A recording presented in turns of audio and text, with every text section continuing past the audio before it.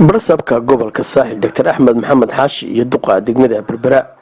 عبد الشكور محمود حسن عدين أي ساكا حلو هروح يدقح دقين ودو هالكيلومتر taasoo ku jirta qorshaha 5 wado oo sanadka 2022 ay dawladda hoose ka fulinayso magaalada Berbera.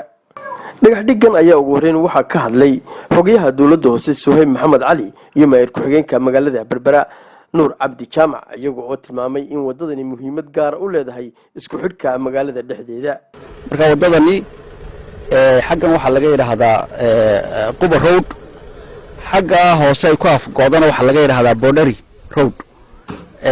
oo moofad cilmi boodari ay halka ka gelaysaa waa 1 kiiloomitir oo asfal ah ilaahay subxaanahu wa ta'aala waxa ka baryayaa inuu noo barakeeyo waxay wax weyn ka tari doontaa wadadani culays badan ay ka qaadaysaa garoonka kubadda cagta ee Abdallah Stadium oo dadku ay si fudud u gaari karayaan xaafadana waa xaafad aad u kobocday oo koraysa wadadaas runtii faa'iido badan bay u keenaysaa xaafadda haday tahay qiimaha faaliyuga iyo haday tahay socodkaba runtii golaha deegaanka iyo gudida fulinta dawladda hoose waxa ka go'an in ay halka ka sii wadaan mashaariicda iyo horumarka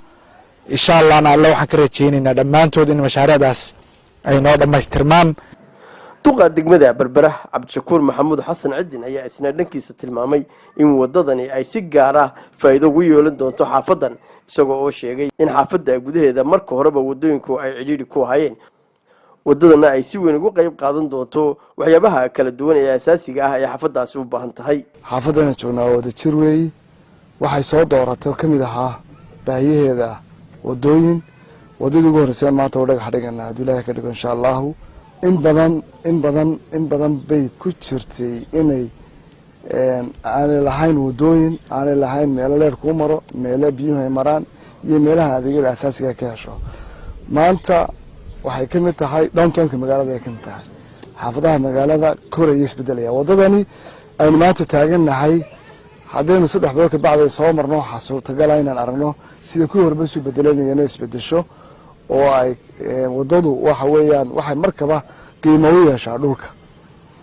waxa ka abuurman nolol waxa ka abuurma ganacsi marka waxaan ku adkeenayaa in dadka muwaadiniinta ah ee reer Berbera inay danta guud si awal bay ilaashan jireen u ilaaliyaan waxa kale doonayaan inaan uga faa'iideysto maanta waxaanu galeynaa bishii 3aad ee ugu dambeysay qabowga oo ku jirno imika bisha 3aad wixii ka dambeeya waxa la doonayaa dhirtii iyo tacabkeenu sameeyay lagu faraadeego. Barsaabka gobolka Saaxil Dr. Axmed Maxamed Xaashi ayaa ku amaanay dawladda hoose qorshayaasheeda sanad walba sida ay u dhameystirayso ay hirgelinayso isagoo dadka xaafadana ugu baaqay inay wada shaqaynta ka qayb qaataan. gudida xaafadda ay soo codsadeen horumarka waafaqsan iyaguna markay la eegeen inuu waafaqsan yahay horumarka iyo nidaamka ay lagu dhaqmayaba la ansixiyay la eegay hirgeliyay qorshayaashii dawladda hoose ku daray maantana fulinaya ayaan uga mahad celinayaa runtii wax weyn waa isla jaanqaad fiican magaaladu sideedaba way balaaranaysaa adeega bulshada iyo wadooyinka oo dhan way la socdaan wadadan aynu maanta dhagax dhigaynaana runtii waa wado aad u muhiim ah oo isku xidhaysa ilaa suuqii hoose ee dadku tagayeen ilaa iyo xaafadda